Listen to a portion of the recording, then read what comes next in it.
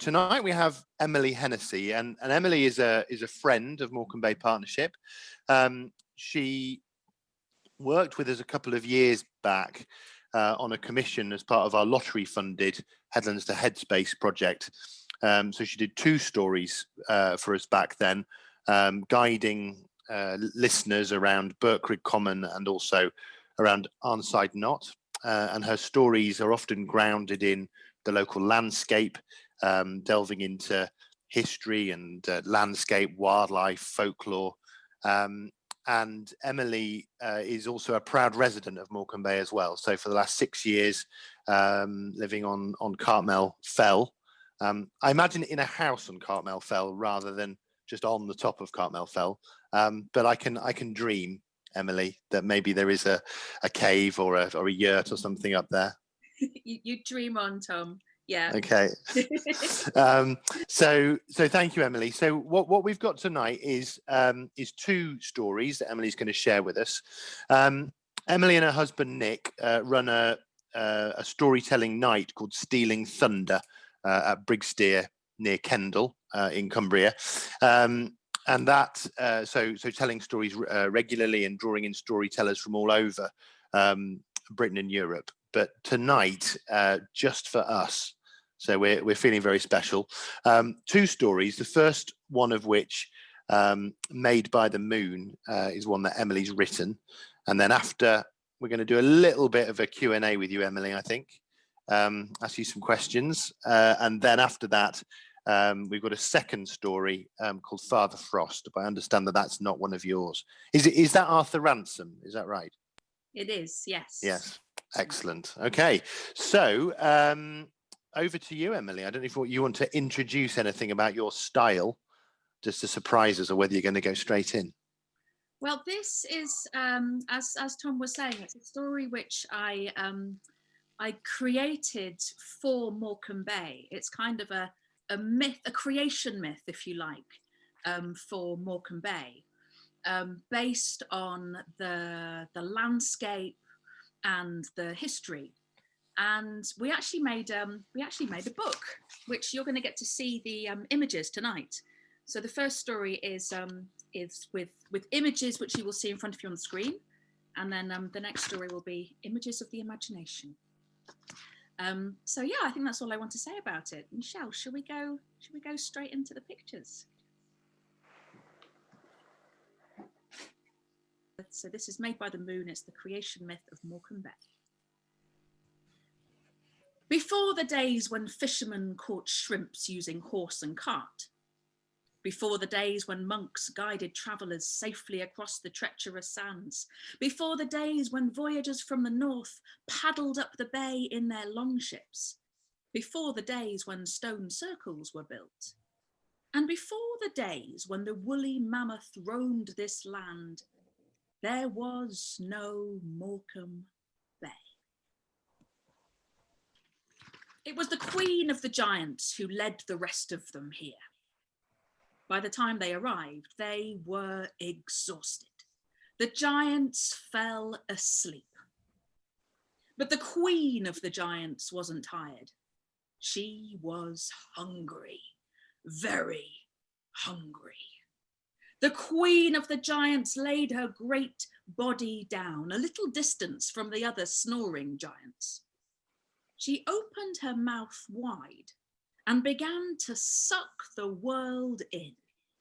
She sucked in forests and hills and beasts, everything she could reach with her long tongue. She sucked until there was nothing left before her but a vast, empty stretch of sand. But she was still hungry, and so she sucked in the sea. The waters tried to resist, but couldn't. The waves crashed along the sands straight into her mouth. The queen quaffed the sea, imbibing the juices of the world, gobbling up the fish, whales, crabs, cockles, shrimp, and everything else the waters carried. The sun was worried. This giant must be stopped before the oceans ran dry. He shone as brightly as he could, beating his fiery rays down on the queen. The rest of the giants felt the heat as they slept. Their skin hardened to rock, and their hair was burnt from their heads, turning them bald. But still the queen kept sucking. Still the oceans poured in. The wind was worried too. She blew with all her might, battering the queen. The rest of the giants bedded themselves down further into the ground and carried on snoring. But still the queen kept on sucking. The rain decided to try. He hammered down torrents on the queen. Water cascaded down the hardened backs and limbs of the sleeping giants, forming becks, tarns, and meres. But the queen herself barely noticed. Still she kept on sucking. The moon could see that none of this was working. And so that night she began to sing a soft, sweet song.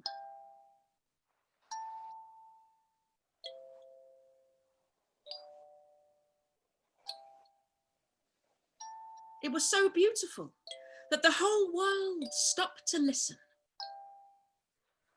Even the queen paused in her feasting to listen. As the queen gazed up at the moon let fall a sliver of her silver body. The queen caught it and was enchanted. She toyed with the silver all night, and distracted, the sea slowly, silently retreated.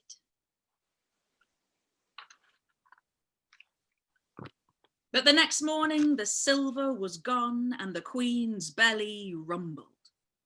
Once more, she sucked the sea back in and guzzled it down.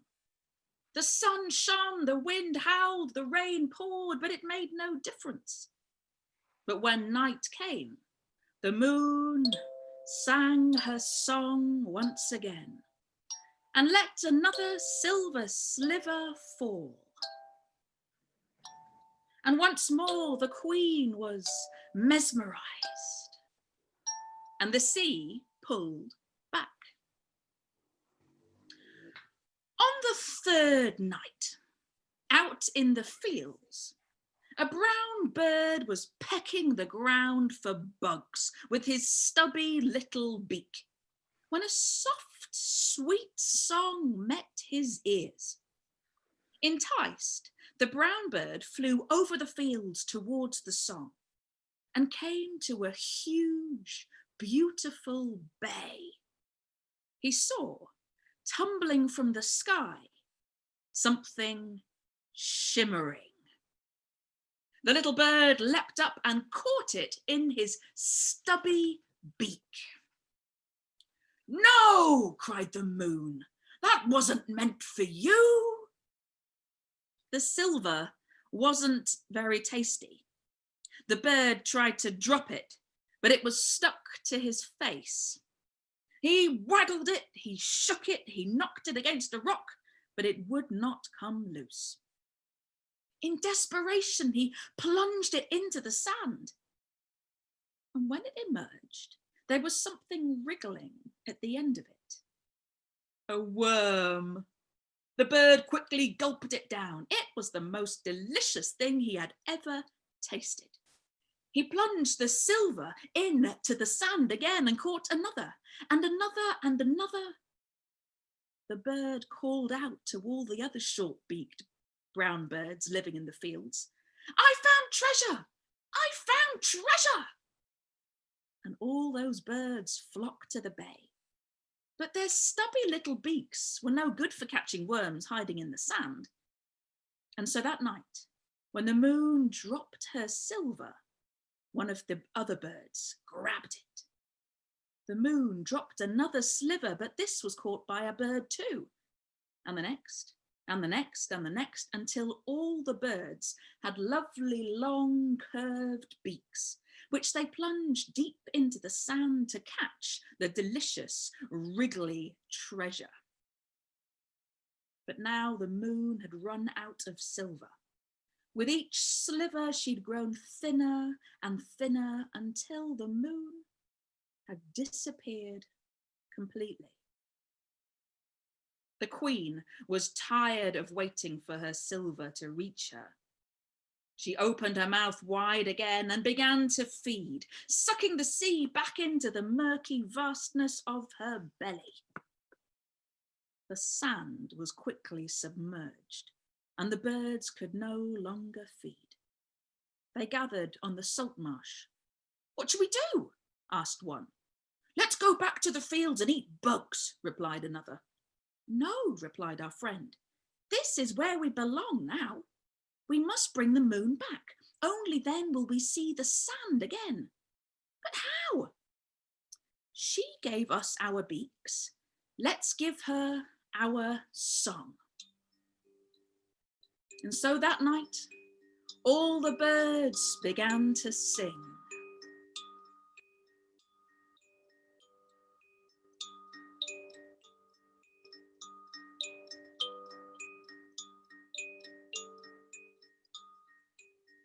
Their new beaks gave them a song like liquid silver, rising, haunting, dancing, quivering. And when the sad, dark, empty moon heard the song, she was filled with love. She was reminded that she mattered. And sure enough, a hint of silver appeared. The next night, the birds sang again and the moon grew a little bolder.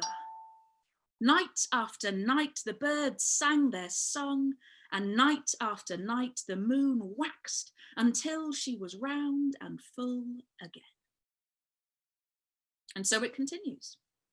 The moon, the queen, and the birds reached an agreement, which exists to this very day. The moon spills her silver to the queen, and the queen lets the sea come and go and come and go. The birds, which, as you've probably guessed, are now known as curlews, are still here too. In the spring, the curlews return to the fields where they came from to nest. And in the winter, they gather here in Morecambe Bay from all across the world. In huge numbers, they feed, with their long, curved beaks plunging into the sand. And when the time comes, they sing the moon whole again. And what about that queen? The queen of the giants? Well, she's still here, of course.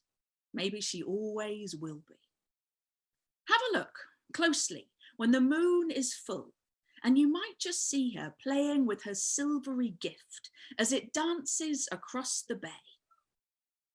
And the rest of the giants? Well, they're still here too, with their hardened, rocky backs and bald heads, the crevices of their limbs cradling waters, which also trickle down to feed the queen. We call them the fells now.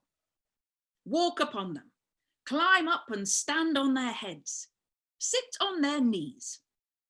But be careful, because one day they might just wake up. Thank you, Emily. Thank you. That was lovely. Can you show us your thumb piano before we do the questions? This is a little kalimba, a thumb piano. Yeah. It's rather pretty. It's silvery as well in the light of the Christmas lights. Great, thank you, Emily. I had a couple of questions myself actually. How do you become a storyteller? How did you get into it?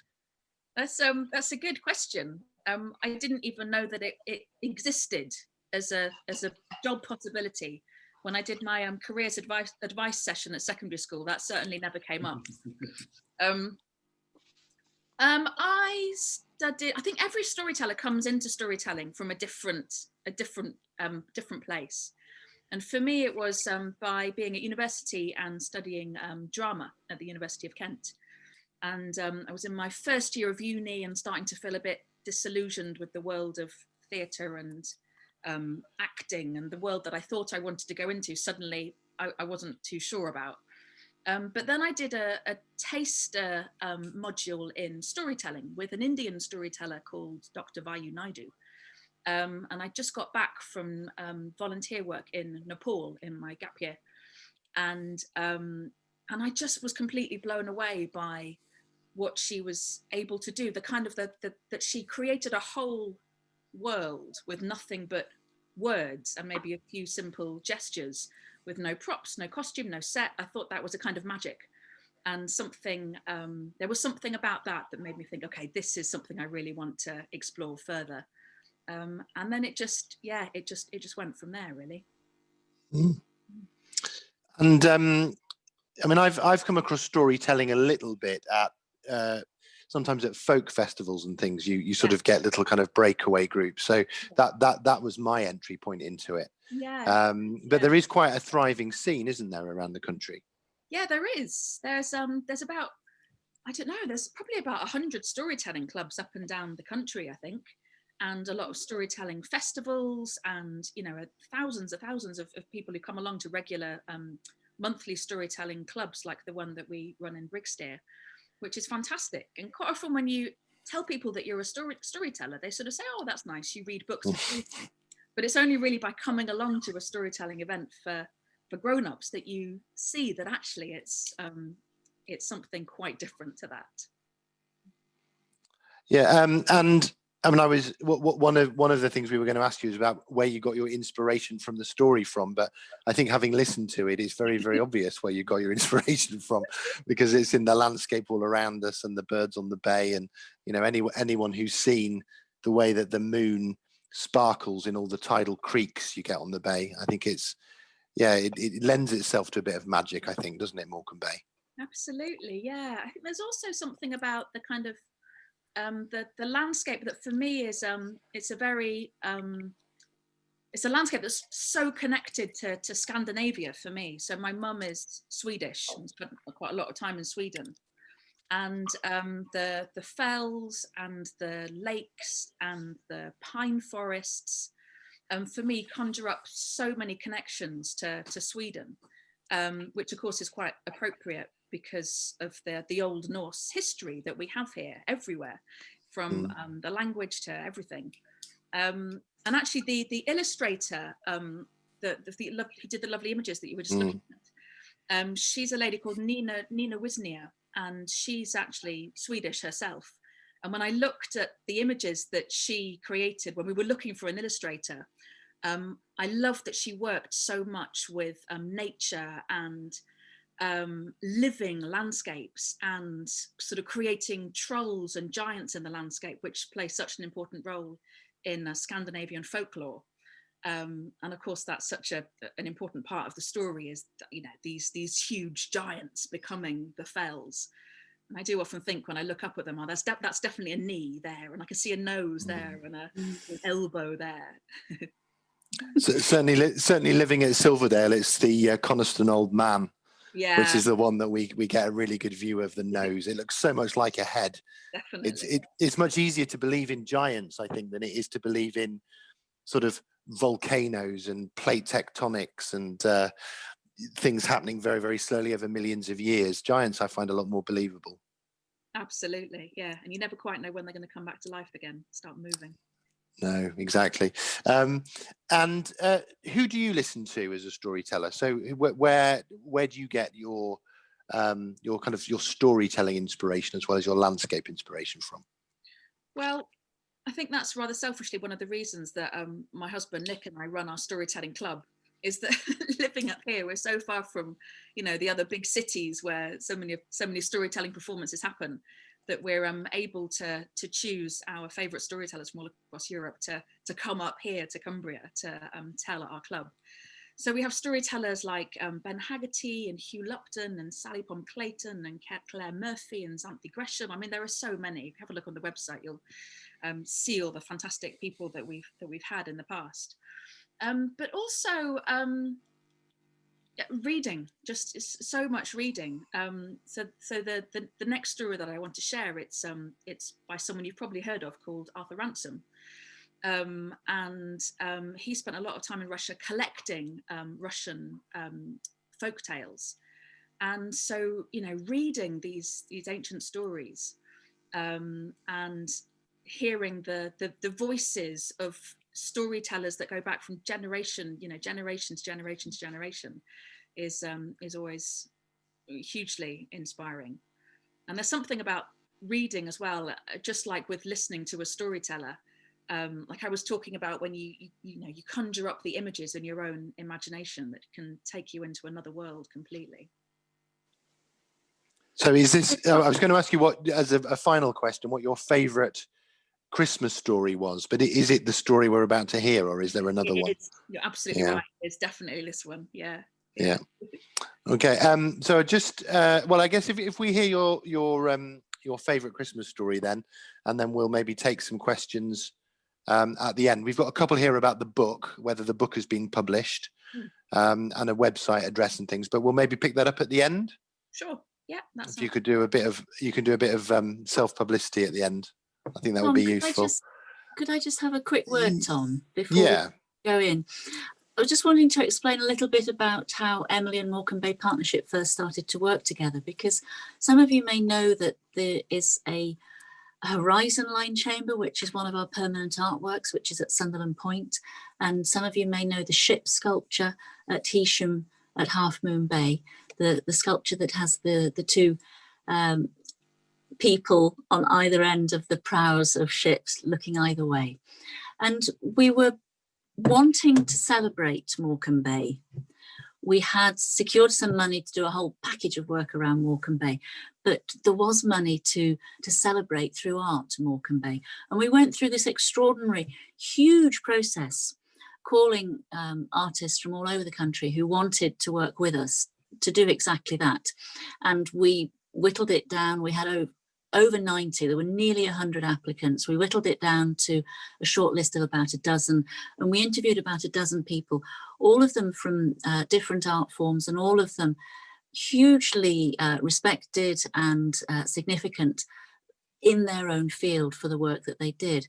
And Emily was one of the people who we interviewed, but the others were predominantly sort of sculptures and people who produced tangible artworks. And I remember interviewing Emily, and she told me about having learned from the Norse tradition and learned from the Hindu traditions as part of her sort of development and training. And I was so excited by the scale, the epic scale of those great Norse and Indian Hindu stories.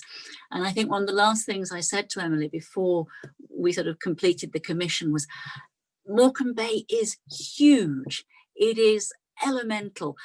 I want something really epic.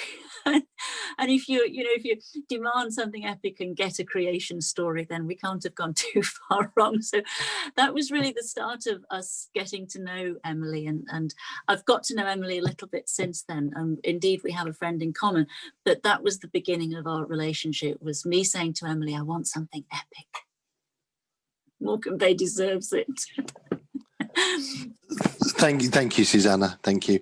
Obviously, I was about to say that Morecambe Bay, unlike the Lake District, doesn't have that many sort of famous writers who were inspired by here. But of course, we've got the Gaskell Tower in Silverdale. Elizabeth Gaskell was lived here for a while, so it's not strictly true. But we do have Emily Hennessey, so that's good. Okay, Emily, so I'll hand over to you then for your second story. So this story, as I mentioned, is from a book called Old Peter's Russian Tales, which is a collection of Russian folk tales and wonder tales by Arthur Ransom, who of course wrote most famously Swallows and Amazons, set here in the Lake District. And Arthur Ransom actually, for a decade or so, from 1925 lived in a little house up on the hill, just opposite the house where I am, not in a cave, Tom, I'm in a house. And he lived up at Low Ludderburn.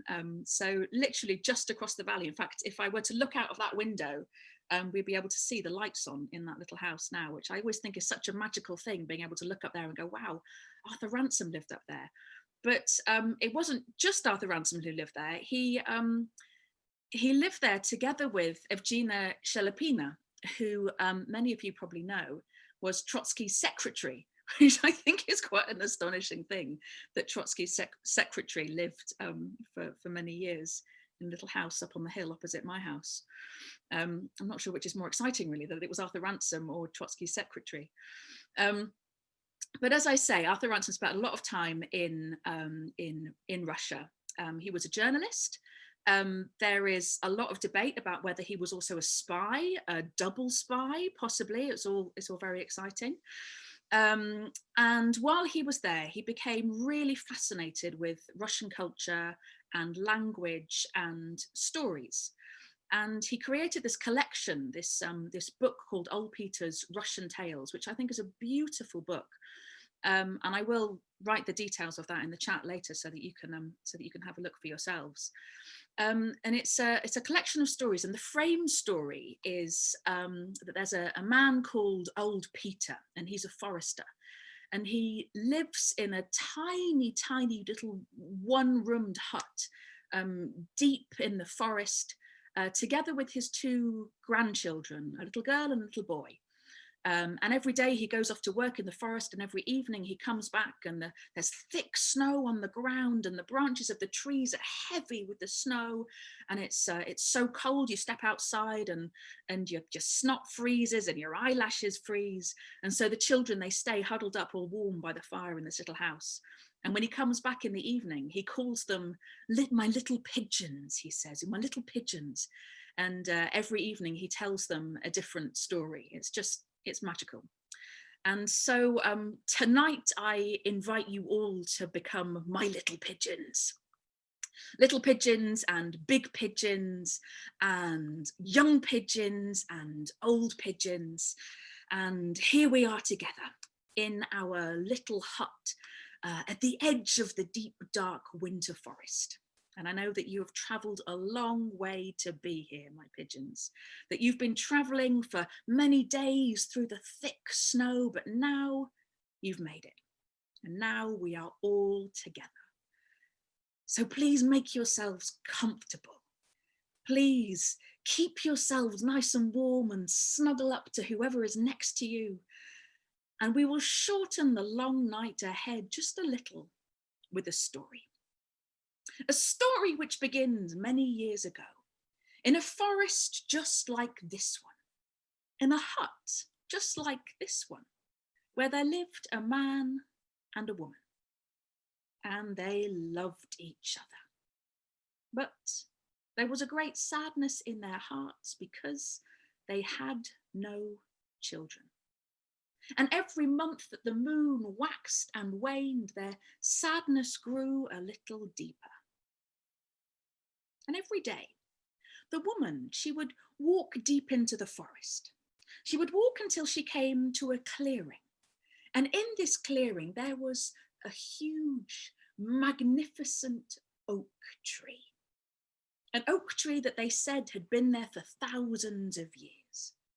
An oak tree that they said had been there in the days when the wolves would sing and the bears would dance. An oak tree that had something special about it. And every day that she came, she would bring a little offering, a little piece of bread from the night before, or perhaps a few drops of wine to pour into the roots, a few crumbs of a pancake to feed the birds in the branches. But one day she came to the tree and she realized she'd forgotten to bring anything with her to offer. But then she felt in her hair the blue silk ribbon that her husband had given her many years ago. And so she tied the ribbon up in the branches of the trees. And as the breeze blew, the ribbon fluttered. Oh, tree, bring my little babe to me. Oak tree, bring my little babe to me. And by the time she got back home, there was something fluttering in her belly. Well, the months passed, and her belly swelled, and when it was as round as the full moon, she gave birth to a beautiful little baby girl. And they called their daughter Marusha. And this little baby was happiest, like so many are, sleeping out in the cool, fresh air. And so they would wrap her in woolen blankets and place her into a basket and put her outside the little hut and watch as she fell fast asleep. And when they came to fetch her, her cheeks would be rosy red and pink and warm. And sometimes there'd be a thin layer of frost over her that seemed to glimmer and glitter like jewels. The little girl learnt to crawl and walk and talk and sing and dance, and there was so much love and joy in that house, so much singing and laughing and dancing. And the years passed, and they were happy. But Marusha's mother grew sick. She grew so sick that one day she did not wake from her sleep. And there was no more singing or dancing or laughter in that house then. It was a place of sadness. Marusha's father grew quieter and stiller by the day. And Marusha found herself doing everything, the cooking and the cleaning and taking care of her father. And she watched as her childhood years slipped away. But one day, everything changed. Marusha's father came back from the market, not with baskets of vegetables and fish and meat, but instead, Marusha, I want you to meet your new family, your stepmother and your 2 stepsisters. And Marusha was delighted, a family at last. And Marusha and her stepsisters, they played. They played like proper children. They ran through the forest, they climbed the trees, they built themselves dens and tree houses. They played with little dolls, they told each other stories. At night, they curled up in the same bed together, snuggling underneath the blankets and sharing songs and stories and jokes and giggling and laughing. And Marusha's stepmother, she cooked. She cooked the most delicious stews and soups and black bread and buckwheat pancakes. And life was good. There was singing and laughter and dancing in that little house once again. Well, the seasons passed, and things slowly but surely began to change. Marusha's stepsisters decided that it was a bit too cramped in the bed with all 3 of them there. And so they said, Marusha, would you mind just sleeping on the floor and giving us a little bit of space in the bed instead? And so Marusha took the smallest, thinnest blanket and slept on the floor and listened as her 2 stepsisters giggled and laughed underneath the duvets. And then Marusha's stepmother grew tired of the cooking. Marusha, would you mind just chopping the vegetables tonight? Marusha, would you get up early to bake the breakfast tomorrow? Marusha, fetch some water, would you? Marusha, chop the wood, would you? Marusha, scrub the floor. Marusha, why have you not mended my dress? And so it went on. The stepmother and the stepsisters did less and less and less, and Marusha did more and more and more until she was doing everything. And she worked as fast as she could. She worked as hard as she could. All day long she worked, from sunrise to sunset.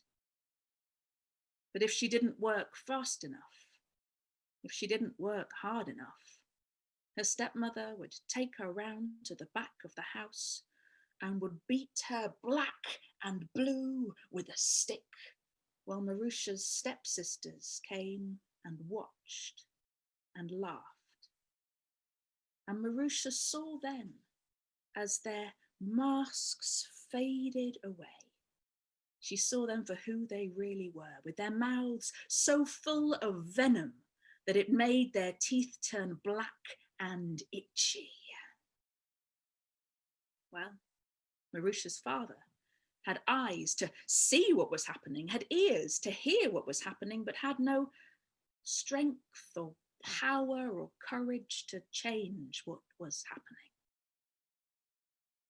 Despite all of this, Marusha blossomed like a flower, and her two stepsisters did not. It wasn't long before handsome young men came knocking at the door. Is Marusha here? Could I have a word with her? Perhaps a little walk in the forest? But Marusha's stepmother made sure that Marusha was always far too busy to come to the door. Why don't you come in instead and have tea and cake with my two lovely daughters instead, she would say. But the young suitors always politely declined. Once or twice, Marusha saw through the window a handsome young musician who came asking after her. He had such kind eyes. But of course, he was sent away and she never got to meet him. Marusha's stepmother realized that as long as Marusha was around, her two daughters would get no attention. And how were they supposed to find themselves husbands if Marusha was around upstaging them the whole time? Something had to change. Well, one morning, Marusha came downstairs bright and early as she always did to fetch the water, to light the fires, to make the breakfast, when to her surprise, she saw that her stepmother was there already, flipping buckwheat pancakes. Ah, Marusha, do come and sit down. I'll make you some breakfast. Today is such a special day for you. I am so happy for you because I have found you a husband. Hearing this, the two stepsisters came clattering, charging down the stairs. Oh, they said, oh, is he rich? Is he handsome? I don't care about that, said Marusha, as long as he's kind. Oh, he's rich, said the stepmother. He is so rich that he owns the whole of the forest and beyond. And Marusha, you will meet him tonight, underneath that old oak tree when the full moon is high in the sky. Then he will come and find you. What an exciting day. And so that evening, Marusha got herself ready. She put on her thin little coat and her tattered, battered old boots and an old woolen hat. It was all she had. And her father hitched the cart to the horse, and off they went, clattering through the dark, cold forest, until they reached that clearing, until they reached the oak tree. And there Marusha kissed her father on the cheek and jumped down. And her father said, oh, wait, my darling daughter, I can't leave you here. Let me stay and wait with you. No, father, I'll be meeting my husband tonight. Come back and find me in the morning. All will be well, I promise. And so reluctantly, he turned the horse around and headed off back home. And Marusha, she stood beneath the huge branches of that tree and watched as the shadows grew deeper and darker, as the clouds rolled in, blacker and blacker. And she waited.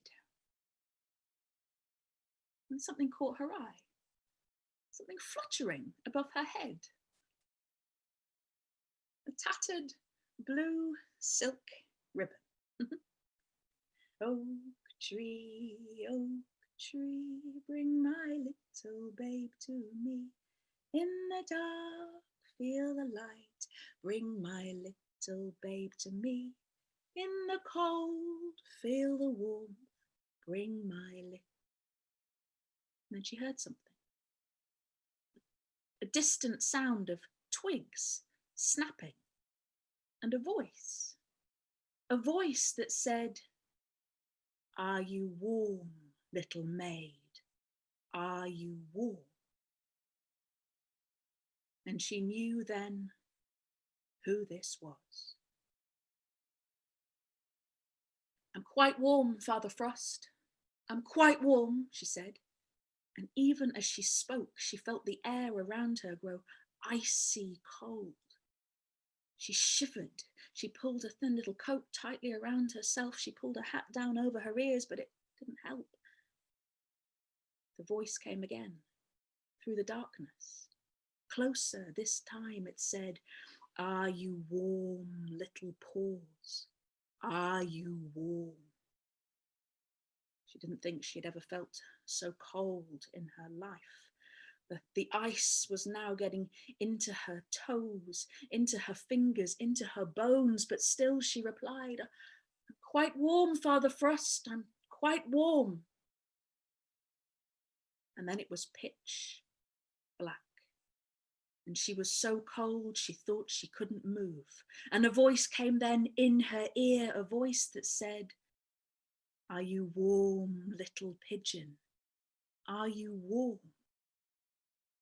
And even though her lips were so cold, they were frozen stiff, she managed to utter, "Quite warm, Father Frost, I'm quite warm." And then suddenly the black clouds above her parted and the full silver moon shone down, and she saw in front of her Father Frost himself. And Father Frost smiled at her, and he wrapped a thick, luxurious fur cloak around her shoulders and gave her a necklace of glimmering, glittering jewels. And then he reached out his hands, and warm now, warm and cozy, she took his hands, and beneath that oak tree, beneath the light of the silver moon, the two of them danced. Well, the next morning, Marusha's father came charging through the forest as quickly as he could, horrified to see the ground was covered in a thick frost. There were icicles hanging from the trees. But when he reached the oak tree, there stood his beautiful daughter, with her fur cloak, with her necklace, with pink, rosy, warm cheeks and a smile on her face. And she climbed into the cart beside them, and they made their way back home. Little pigeons. How I wish that you could have seen the faces of Marusha's stepmother and her two stepsisters when she came back. Not only alive, but with a beautiful fur coat and a glimmering, glittering necklace. "That must have cost a fortune," said her stepmother. How did you, what? And the two stepsisters then pushed their mother out of the way and said, "Well, if that's what she gets when she goes to meet her husband, we will go tonight and we will meet our husbands, and we'll have even more luxurious fur coats and even more expensive jewellery than her." And so that night, they got themselves ready. "We don't need to bother with our coats. Soon we'll have lovely fur coats." They pulled on their boots. They didn't even bother with hats or gloves. And they climbed in beside Marusha's father. And off they clattered through the forest in the horse and cart. Through the trees they went until they reached the clearing, till they reached that oak tree. And there they jumped down. They didn't even thank their stepfather. And he didn't offer to stay and wait with them. Instead, he turned the horse around and headed straight back home. Well, there the two of them stood beneath the oak tree. "What happens," said the eldest, "if only one bridegroom comes tonight, what with there being two of us?" "Well," said the other, "of course he'll choose me to marry because I'm the most beautiful." "Don't be ridiculous. He'll choose me because I have got the daintiest ankles." "He'll choose me because I've got the sweetest nose." "He'll choose me because I've got the loveliest singing voice." And they began to push each other. They began to shove each other as they argued and bickered and fought. They began to pull at each other's faces. They didn't notice the moon disappear behind the black clouds above them. They didn't notice the cold, icy chill in the air. They didn't hear the sound of the distant snapping of twigs, or a voice that said, "Are you warm, little maids? Are you warm?" They were slapping each other's faces now. They were ripping at each other's hair. They were pulling at each other's clothes. They shoved each other onto the ground. They were rolling around and snarling and snapping. And then they did feel the cold. And then they did hear a voice that was closer now, a voice that said, "Are you warm, little paws? Are you warm?" "Of course we're not warm," they said. "Can't you see? We're freezing cold, whoever you are out there in the darkness. Anyway, leave us alone. We're waiting for our husbands to come and bring us furs and riches." And by now, they were so cold, they were shivering and shaking, but still they kept on squabbling and fighting and pushing and kicking and shoving. And then came the voice again in their ears this time. "Are you warm, little pigeons? Are you warm?" But by now, the two sisters were so cold, their lips were frozen, they could not speak a single word. And then the snow began to fall. The next morning, it was Marusha's stepmother who took the horse and cart bright and early through the forest.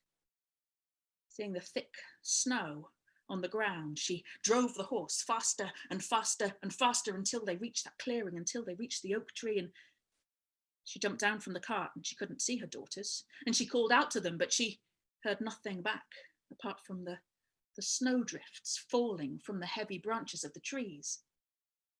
And then she saw a pile on the ground, a heap on the ground, snow-covered. And she went over and she cleared the snow out of the way and saw, to her horror, her daughters in a snarling embrace. She screamed then. She screamed so loudly that it sent the bears and the wolves running back to their lairs. And then she hoisted her two frozen daughters, one over each shoulder, and cried out, "Father Frost, I will have my revenge on you." And she trudged deep into the darkness of the forest.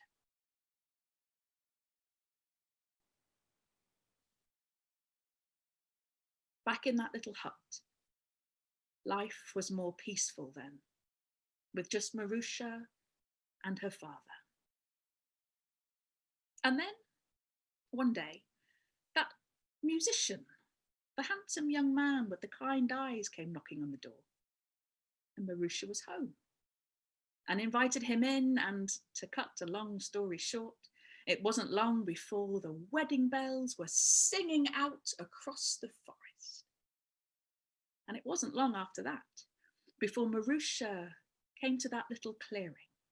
And she came to that oak tree and she took that blue silk ribbon from her hair and, "Oak tree, bring my little babe to me. In the dark, feel the light, bring my little babe to me. In the cold, feel the warmth." And it wasn't long before that little hut was filled with the pitter-patter of little feet. And there they lived, and there was laughter, and there was singing, and there was dancing, and there was love, and there was joy. And if those children were ever naughty, if they ever misbehaved, if they wanted to leave the forest path and go off by themselves deep into the dark forest, or if they wanted to stay out after dark, or if they wanted to go out and play in the snow in the middle of the night, well then, their grandfather, Marusha's father, would sit them down and tell them the story of Father Frost. And after that, they were always good little pigeons. And as for Father Frost, well, he's still there. And it's not just the forest where he roams, but also the cities and the marketplaces and the towns and the villages and the hamlets and the bays and the fells and the lakes. And if you ever meet him, as this winter maybe you will, this Christmas maybe you will, remember, always be kind and always be polite. And if you are, you might just get away lightly. Little pigeons, big pigeons, old pigeons and young pigeons, thank you for joining me on this story tonight. And I wish that you will all stay here and stay warm and cozy for a little while longer before the long, cold journey back home.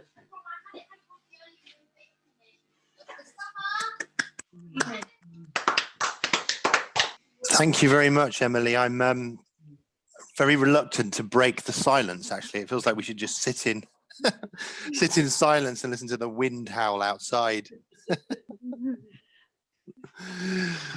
Wow. Even though it's, obviously we're sitting here on our computer screens, there is still such a lovely feeling of, of connection and being together. And I think that is quite an extraordinary things in these times of isolation, to be able to come together like this and share in another world for a little while and be connected from all corners of the globe. I think that's quite an amazing thing. So thank you for being here. Mm. Yeah, thank you very much. Thank you very much.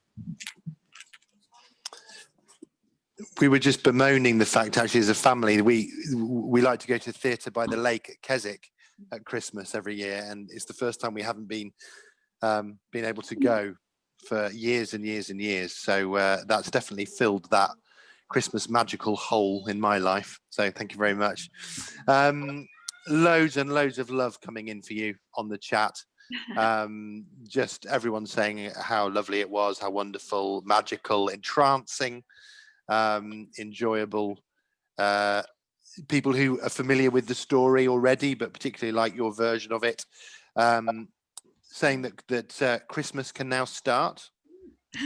Give him permission, yeah, people from all countries saying thank you.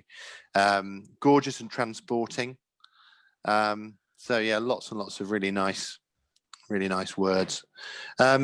We had a couple of questions before that I said I'd come back to.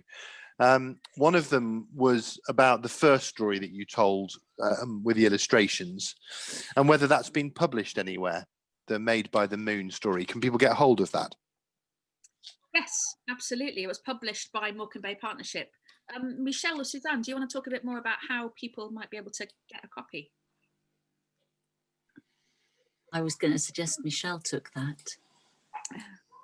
Yes, this is it. I have a copy here, and we can make it available. We don't have an online shop, but if you email us, contact us directly or messages on social media, we have copies available in the office, which we'll be able to post out to you. We'd be happy to do so. Great, thank you very much.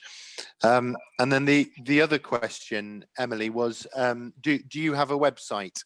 Can people follow you on social media, or how do people get to find out more about you? Yeah, Emily, what you're up to. EmilyHennessey.co.uk.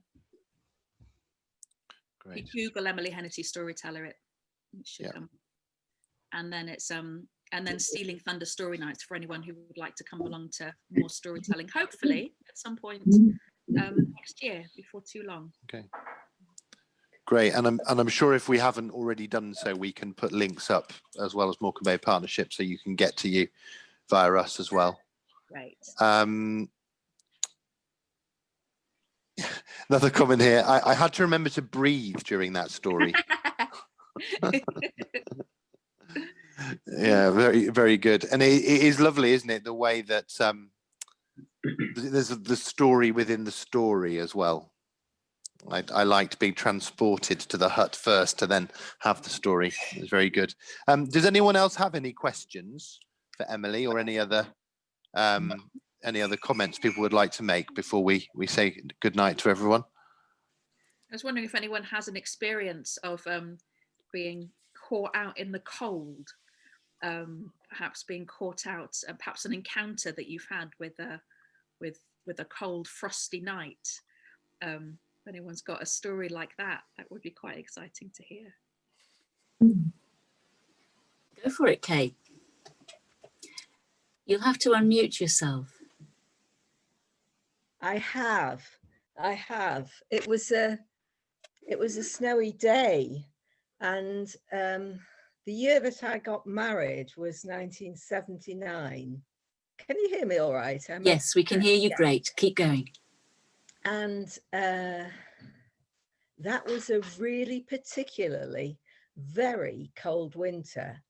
And where I lived with my husband-to-be in Lincolnshire, well, not with him, because we didn't in those days. I hadn't got married to him yet. So it was the winter before we got married. But we had got our house and we were starting to renovate it. And the snow started to come down, and I decided I needed to get over there to be with him and carry on with the house. And the snow was so heavy that I decided wrongly that I would cross the fields, the flat fields of Lincolnshire, to walk to the next village, which is where he lived and where we were renovating our house. And as I walked across the flat fields of Lincolnshire in this snowstorm, I fell into a ditch. We have ditches in Lincolnshire, or dikes, which were sort of drainage ditches. And it wasn't filled with water, but it was filled with snow. And I just remember scrabbling about in there for what seemed like an eternity, was probably about 10 minutes. Before I managed to somehow heave myself out of this snow-filled ditch and carry on my way. And the snow got so severe that I think I ended up being snowed in that village for 3 days. And considering this is, what is it now, 40 odd years ago, I'm just wondering if we had worse winters in those days, because I can't quite remember one since.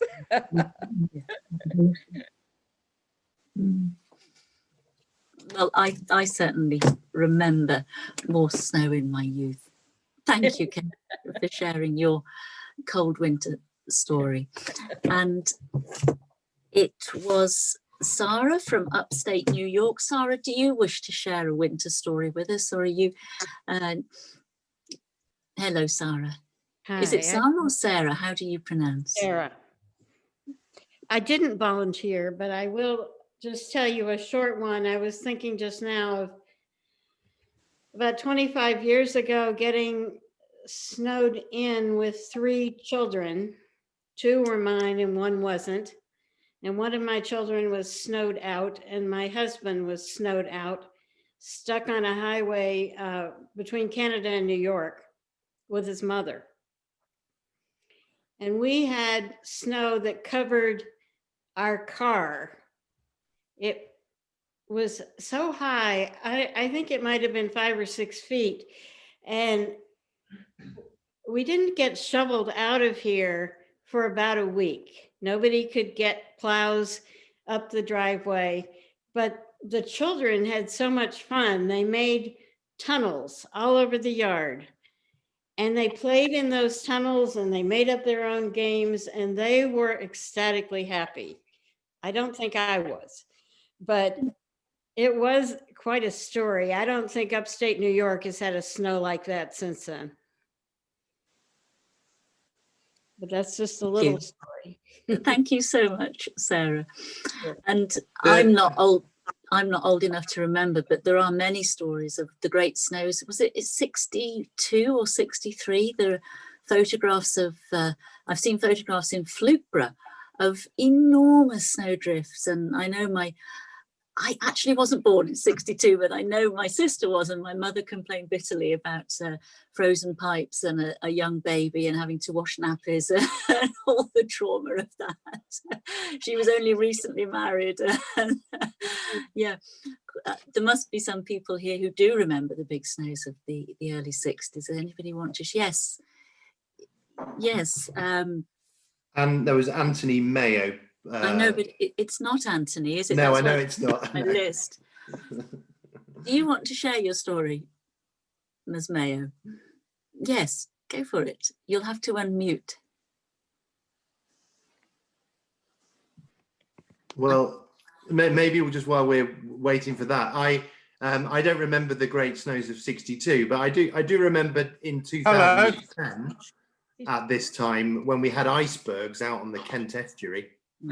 When we had that really, really cold winter and there were ice flows. I mean, a lot of people here will remember that. It was absolutely beautiful that year. Can you hear Cathy now? Yes. We can now, yeah. Yeah, right.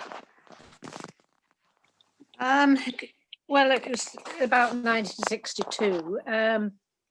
Going to school, and the lane that I had to walk down was level. The snow was level with the hedgerows, and so I had to walk on top of the hedge to get to school. But we didn't ever think that we wouldn't go at all. You know, we had to.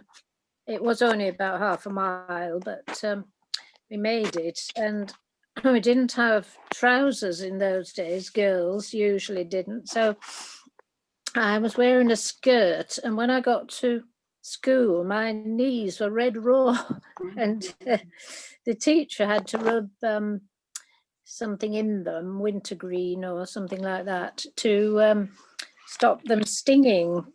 And we made it back home as well, so that I can still remember that really bad snow. That was in North Yorkshire. That's it really. What do you want to say?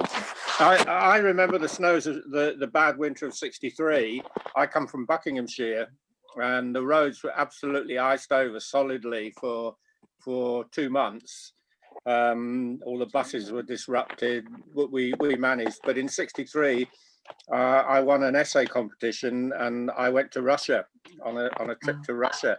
And we had icebreakers literally from Copenhagen Harbour, a Russian icebreaker, all the way to Leningrad, which took sort of 2 days and 2 nights. And that was a hell of an experience. And the whole of the Baltic was frozen solid. You just can't imagine it now. Yet it was in my lifetime. Yeah, he's very old. That's terrific. It's a terrific story. Thank you so much. Slides in around the 47, which was apparently a far heavier winter than the 63 one. And up in the Pennines, I don't remember, but I was there. I was 3-year-old. The snow drifts reached the upstairs windows of the cottages up at Darwin, and in the late 60s, Margaret, my wife, and I almost got lost on Darwin Moors.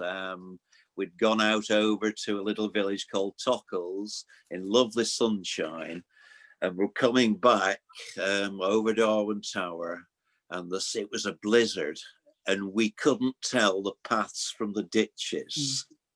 We didn't actually fall in the ditches, but if we hadn't known those moors like the back of our hands, we'd have been in serious trouble. Just a point, people were mentioning Arthur Ransom earlier. His sister used to live on the bay at Carbank between Arnside and Milnthorpe, just up the road from where we live. Lovely. We've got another one that's come in on the chat as well. I'll just read this one out. So from Irene Wise, she says, I once had the early onset of hypothermia whilst climbing a route called Christmas Curry at Tremerdog in Wales. A strange dreamlike experience while suspended several hundred feet above the ground. That doesn't sound like a brilliant place to get early onset hypothermia. Tremerdog, as Fiona quite rightly says. Yeah, I know it's terrible. Although I quite like the idea of Tremerdog because it's a dog that's trembling and shivering in the cold. Tremerdog. It's behind Portmaddock, and it's the old port town where the slate used to go in and out from Blawnau Festiniog.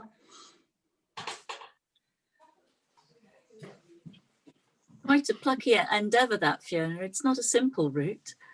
I don't know. I've never done it. I know there's a very nice boutique hotel just at the lower end of the hill. It's probably as far as I would go. But I've got memories of that winter of '63. Started in the Christmas holidays. We begged and borrowed my mother's wash basin to make snow bricks. And we had a fairly long back garden, and we built an igloo at the far end for myself and my brother, who was probably 15 at the time. And we had a proper little tunnel entrance, and we were in it for 6 weeks. It lasted till after the February half term before it melted. And we were in and out of it the whole time. It was great. We ruined my mother's washing up bucket basin, but never mind. It was a very cold, long winter, lots of snow. Yeah, and that was in the Midlands. Seen old pictures of the ice fairs that they used to have on Derwentwater, certainly in the Victorian times, and then occasionally in the first part of the 20th century as well. I don't know if any other lakes did have ice fairs, but obviously with it being so close to Keswick, they did. And then I think in that cold winter of 2010, again, the whole of Derwentwater froze, and there were people driving cars on it that winter. So it's amazing that it can still happen, albeit not very regularly. There's a whole series of photographs just been released by a photographer in Barrow, which are on the BBC News website just today.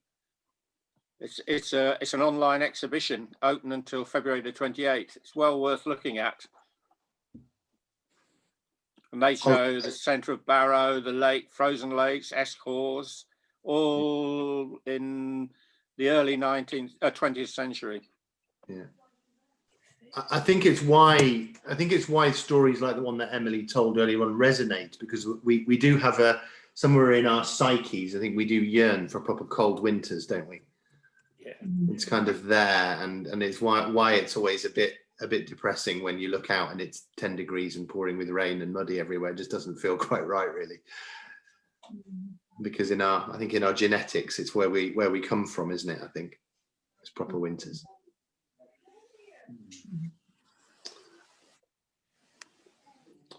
Right.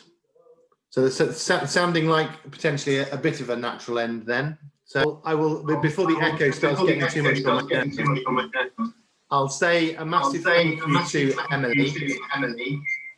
I think from all of us. So final round of applause.